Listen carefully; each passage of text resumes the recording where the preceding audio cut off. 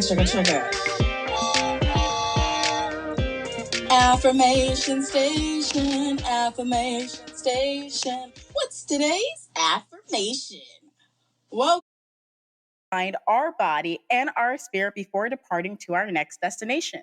This stop has transfers to the best day ever on platform 2, or the worst day ever on platform 3. Choose wisely.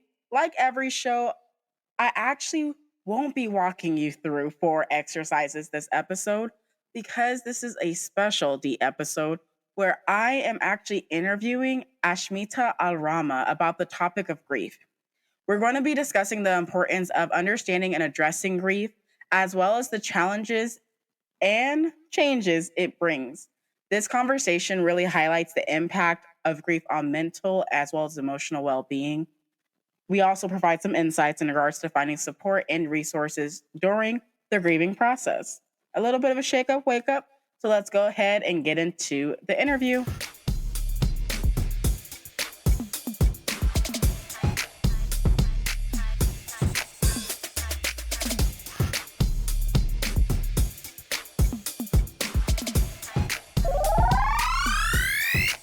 Hey, listeners, we are now in the topic section of the show, and I get to interview the wonderful Ashmeeta Al-Rama Madhav.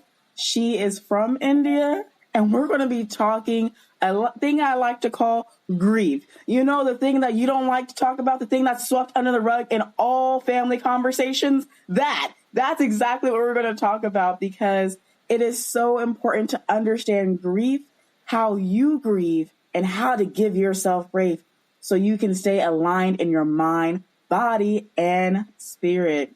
Ashmeeta, thank you so much for coming to the show. Can you introduce yourself to the audience? Yeah, sure. My name is Ashmeeta Rama Madhav. I am a resilience and grief support advocate and author, entrepreneur, but I really consider myself a lifelong learner. Girl, I'm a lifelong learner too. I really am too. I could completely, and entrepreneur. I completely understand that.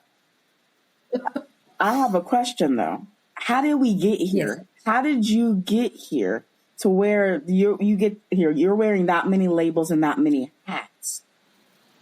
Mm-hmm. How did I got here? My journey started many, many years ago, back when I was in my 20s. I had experienced rejection and then a miscarriage as well. And later on, my mom, who was my best friend in 2018, passed away unexpectedly within a week. Things happened so quickly. And then years later, like 4 years back, my husband passed away of pancreatic cancer. And watching him with the cancer just deteriorating and being his caregiver as well as his wife, which are 2 different roles that you're actually playing, was really, really challenging for me, but it was a reality. And then a year ago, my dad unexpectedly passed away, also within a week following a fall. So the story of loss has, through my various journeys, have taught me different things. And the biggest thing I've learned is working with my thoughts and my emotions have really helped me to keep going and to feel that hope and to want to keep moving forward. Because believe me, with this level of loss, it doesn't necessarily have to only mean death. There are various forms of loss, people moving from one country to another, divorce, miscarriage, breakups, jobs, and then the holiday times become really difficult. That's a whole different topic. But yes, all of that, those are all different forms of loss which lead to a certain level of grieving. So I'm going to say the colloquial, I'm sorry for your loss at the exact same time, because I'll say this as someone that has had to grieve all of exactly what you just stated. When people say that word of sorry for your loss, I get triggered a little bit. I'm like, but why are you sorry? I don't understand. But what do you say when someone passes away and you want to show the person that, hey, I'm feeling for you right now. If you need me, I'm here. What do you say when that happens?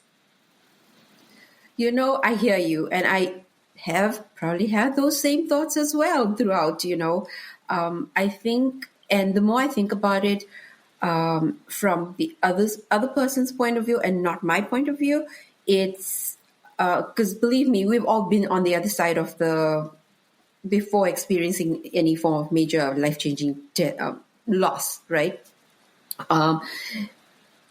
It is very difficult for a person who hasn't experienced something like this to even know what to say or what to feel. So from their point of view, and this is just me trying to be logical or maybe just fair onto both sides. Okay, I'm just talking from the one side here.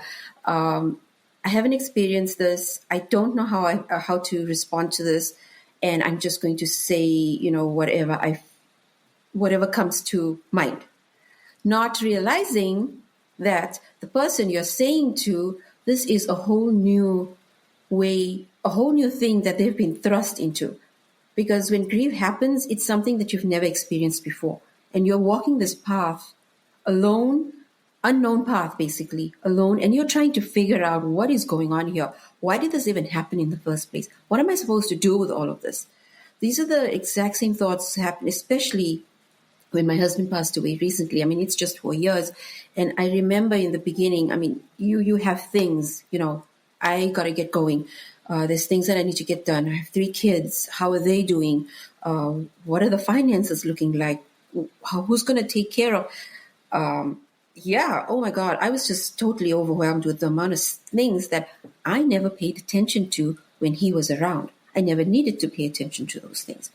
And when somebody would say to me, oh, be strong, you have kids that you need to be there for and things like that. And I'd be like, oh my God, seriously, I am trying my very best to be as strong as I want. What you see on the outside is this is me putting on every ounce of effort and faith and hope and whatever it is that I can draw from inside of me to put this brave face on so that you can see this. But inside, I'm totally broken.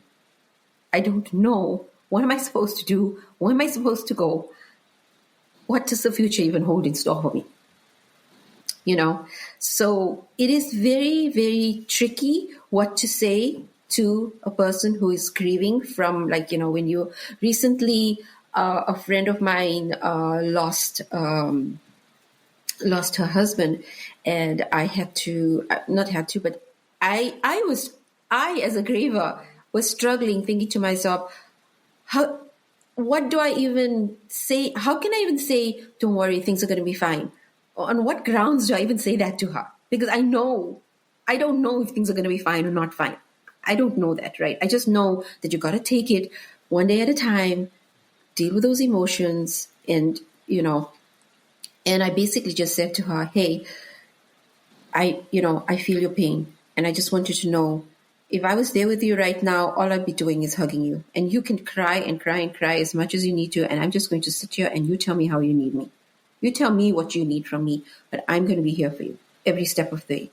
And I think that actually did it for her, because she would call me then, anytime I'm like, I'm here for you any time of the day, just call me. And she would call me and she's like, you said, I don't know what to do. I'm just totally lost. Your mind doesn't work. Your mind gives up on you at the time as well. So you totally can't think even.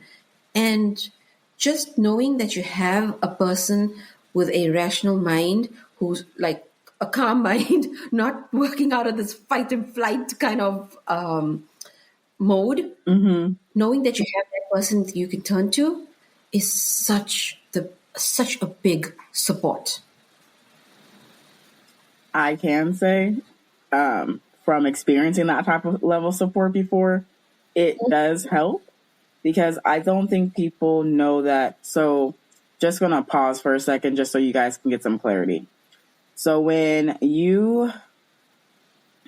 grief is technically considered trauma, And why it's considered trauma is because it shocks your system, it shocks your amygdala, and it's hijacked for a brief to a long moment, depending on how long you're in the hijack for. Mind you, when you're in there, your adrenaline is pumping. You are in fight or flight emotionally and physically, okay? And your thought processes are not really thinking because your blood's going other places, okay? So Yes. when she's saying this, I just want you guys to know, like, this is what we're talking about. No, you are completely in another state. You're completely in a different hormone than you were before. You could have been in your serotonin and dopamine, and then you are automatically shifted abruptly into adrenaline. You've seen what happens when people get adrenaline in them. Moms having superpowers, lifting things off of children, or doing things that we've never seen them before. Because that's what adrenaline can do. It's a wonderful thing that has helped us survive, for us to thrive. But it's also something to watch out for when we are grieving, because we have to recognize and honor that we're in a new beginning again.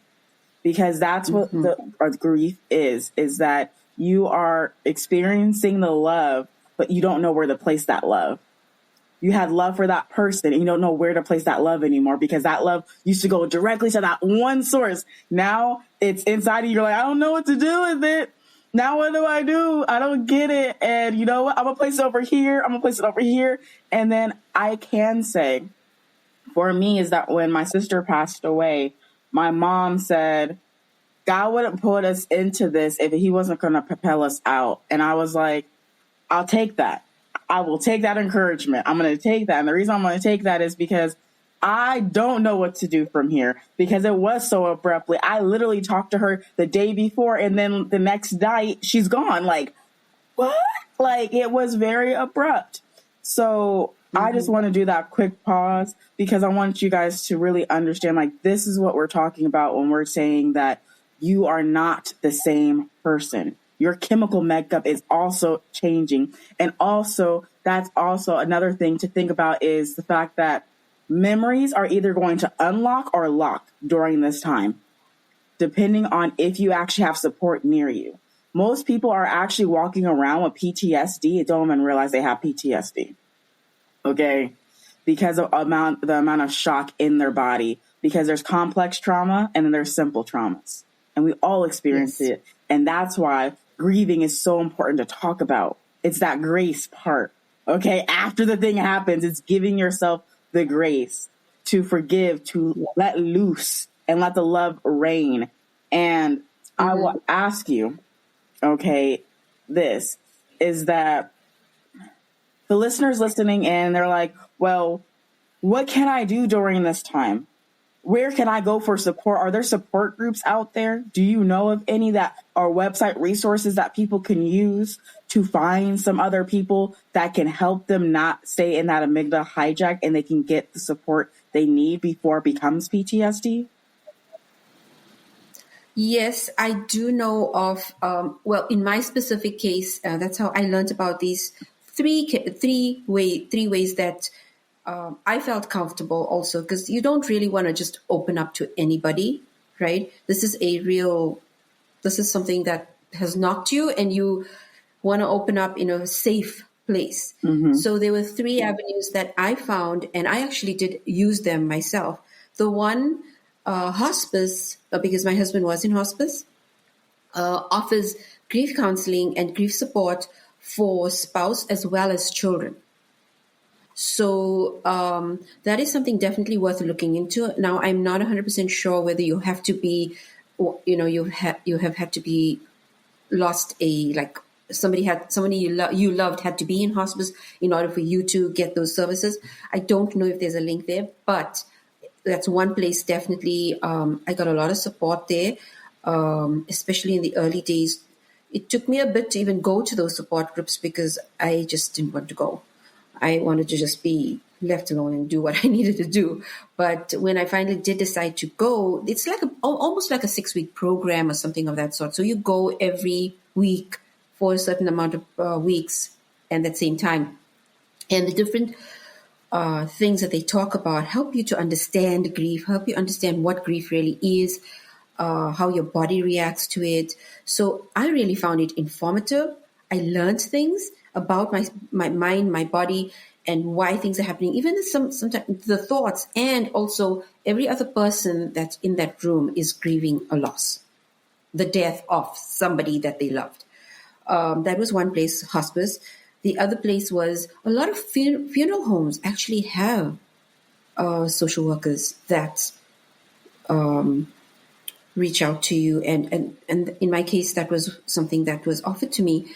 And I did take on that. And that was the lady I met there. She was just amazing. She sat with me, just her and myself, one on one. And, it doesn't matter your faith. You don't have to be a specific faith. Grief is grief. We are human beings. We're going to experience these things.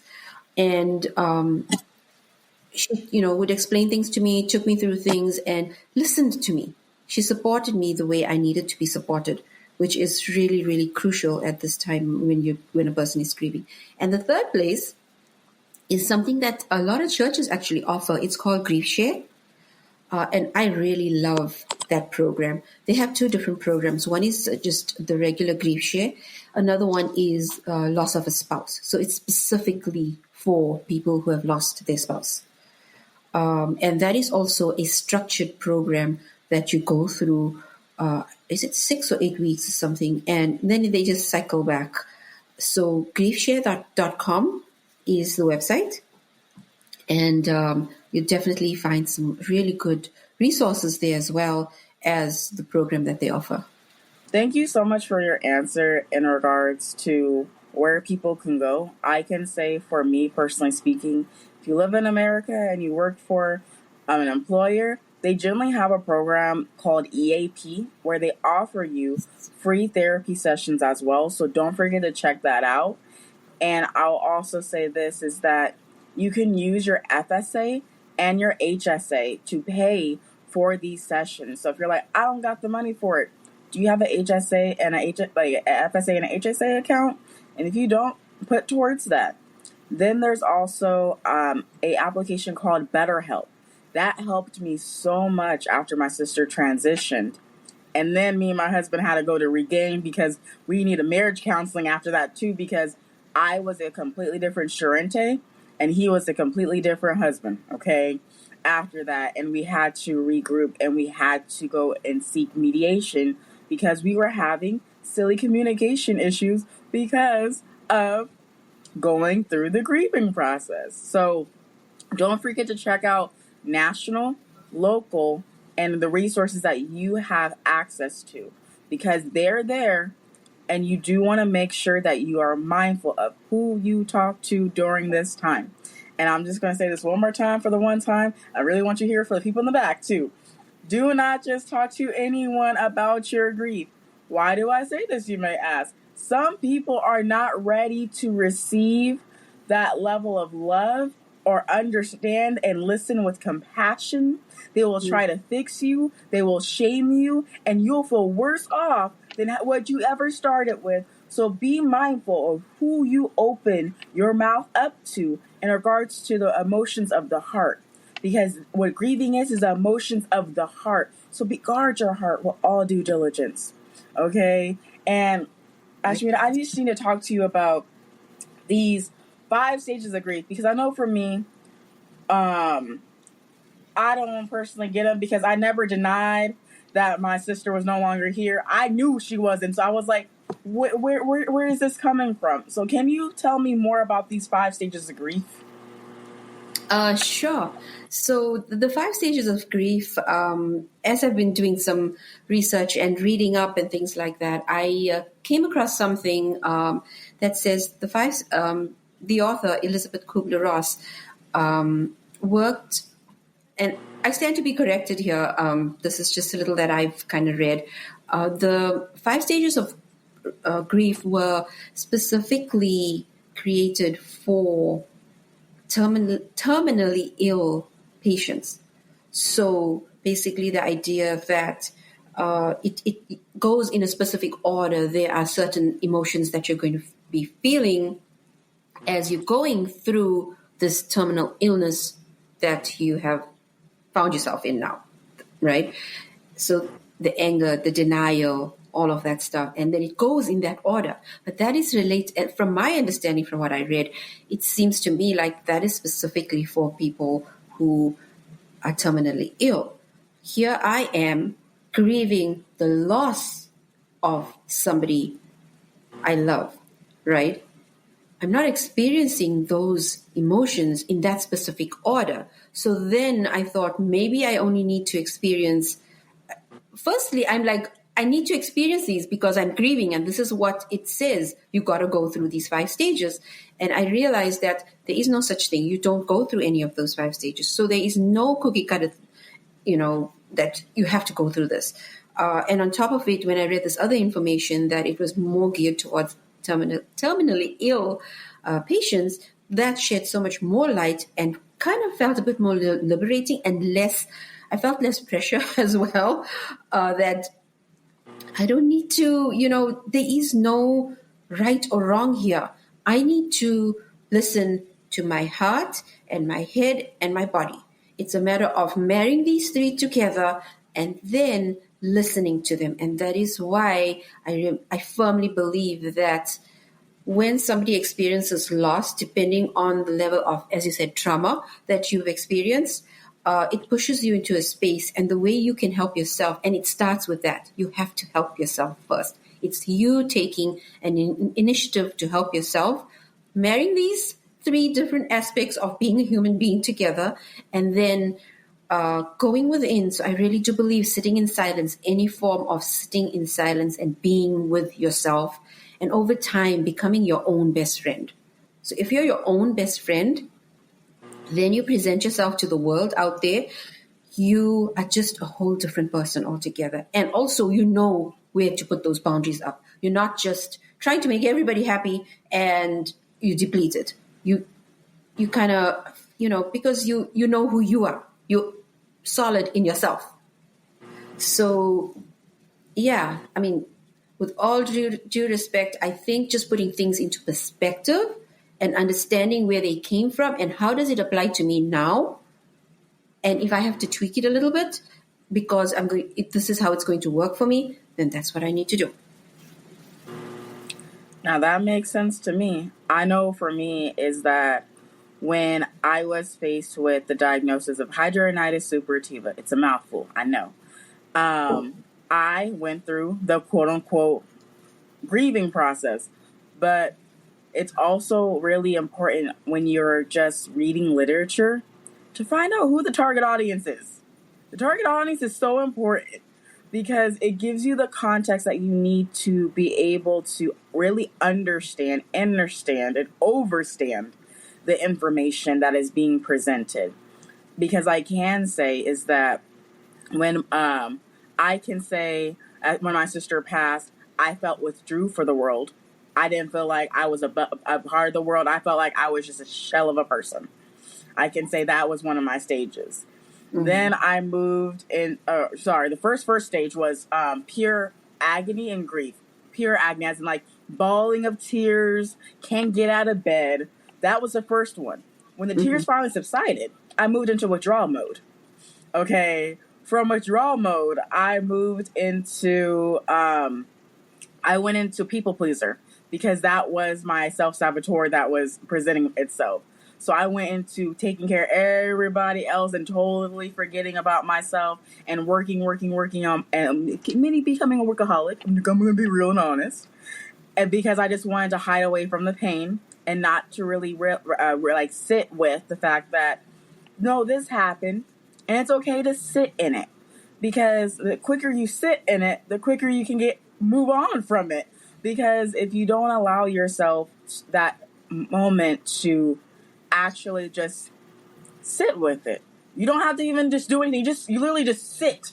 You just sit by yourself. It's going to sound so serious. Sit on a couch, sit at a park, just sit down somewhere by yourself. No headphones. Just sit down and just let the air, okay? And the thing is what I can say is my sister, it's going to sound so weird and so woo-woo, but my sister came back to me and said, I'm doing all right. I felt that in my spirit. And I was like, but I know I wouldn't have had that if I didn't sit down.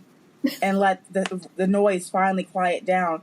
And then I started taking care of myself, because what I found out in the therapy with my husband from the Regain app was all he wanted me to do was to take care of me.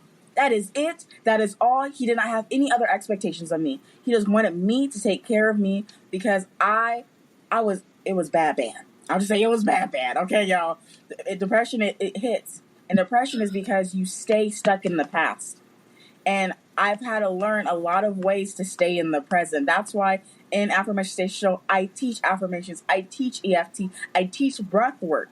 So you can utilize these tools too to help you get back into your body, because if you're too far in the forward, you're having anxiety. Too far in the past, you're depressed.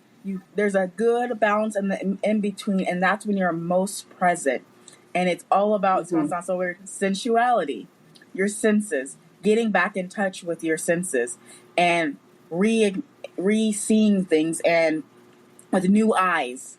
I will also say that. So thank you so much for all of this. And I heard you have a book out. This is what I heard. Birdie has been telling me that you have a book out. Is that correct? Yes, I do have a book out. It's called What's Your Story? #1 Way to Creating a New Reality with Your Thinking. Ooh, okay. Y'all, you're going to have to check the show notes for this, because I'm going to be dropping the link, because you already know we love some books over here, because we are all lifetime learners. And I have a question for you, Ashmeeta, because you're a blessing to my life. I don't think people realize, like for me, I've been wanting to talk about grief on my show for over a year and a half. And the reason I haven't is because of the fact that I'm not the expert, and I wanted an expert to come in to have a conversation with me, and then be spirited. And her team reached out to me, and now we're here in this present moment. And right now I have so much gratitude in my heart and my spirit right now for you taking the time out of your day and intentionally coming to this show and letting us know that we are okay. We're not crazy. The 5 stages of grief, suspect. That's what I'll call them, suspect. And that everything is going to be all right. And I will say this as a closing, is that one thing that one of the I think it was VPs at my job gave, it was the aggregation of marginal gains. And the principle is 1% better every single day makes a difference. 1% better. That 1% could literally be you getting out of bed. That 1% can literally be you making yourself a sandwich. That 1% could be you going to stand outside for 2 seconds. That is 1% better, because that's better than not doing it. Yes. 1% better every single day. Your life's going to be completely different. And so, Ashmeeta, I have to ask you, how do people find you? How they can engage with you? Where are you at, Ashmeeta? Like, how can people talk to you directly? Well, I do have a website. It's called storyyoutellyouself.com. There's information on there about how to get in touch with me. Send me a message through there. I do have my book, and then I do have Facebook, Instagram, most of the social media links. And I am working on putting a workshop or something together as well, maybe even a retreat. Those are things that upcoming. But yes, and my contact details are on my website as well. Easy to get hold of me from there. And I'd love to talk to people and share my insight and what I've learned from my experience.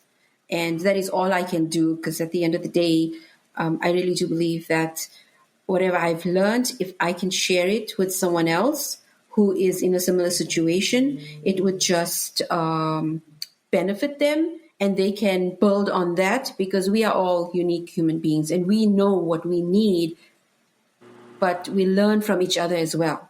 So it's not that we're islands and we can just fix ourselves all on our own. It's a combination of the two. So, and that's what life's about. It's about giving and sharing. And when when we all transition, at some point, at least we've left something behind that's going to help someone else. And that's really all that it's about to me, is making sure to make a difference in others' lives and let them know that this experience is all that it is an experience. Let's draw from it. Let it not define or destroy us. Absolutely. And I'll also say this. If you're a speaker, then you know you're going to use that story for marketing. So please make sure that you're healed before you use a story or to speak on it. I'll also say that. Don't put the cart before the horse, please, because that's just going to be bad. Also to throw that out there, because sometimes when you're grieving, you literally put a lot of carts before horses because nothing is making sense. And so I just want to thank you so much for taking the time out of your day to come and share with us more about grief, to give us resources, to give us about the fact that we're not crazy and these 5 stages don't make sense 100% to us. So thank you so much for releasing people from expectations that they didn't even know they were setting for themselves, so they can allow themselves the grace to grieve gracefully. That is a thing. And that is, if you are really have a faith, you can say, I want to grieve gracefully. And you can start by doing that, is taking care of yourself, making sure you go to the bathroom, making sure you're drinking water, making sure that you're eating, and making sure that you get outside for 15 minutes a day if you can, because that vitamin D from that sun, it helps you so much. I like to call vitamin D here. If you don't get it, you get depression. Vitamin D helps you not get depression. Okay. So that's a good way to remember it. And just thank you so much. And keep affirming your greatness.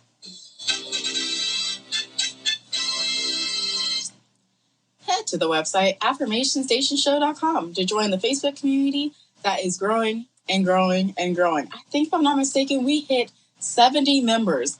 Wow, that is wild. Thank you so much for the support, and keep joining in. And if you're looking to work with me or interested about any of my other businesses, head to CharenteCarr.com. CharenteCarr.com.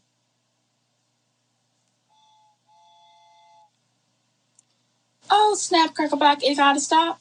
It is time for this train to go full steam ahead. I'm not telling you to get out of bed, and I'm not giving you clearance offer because I don't got that authority. I'm just saying we're going to head to our next destination. I want to thank you so much for riding with me to Affirmation Station.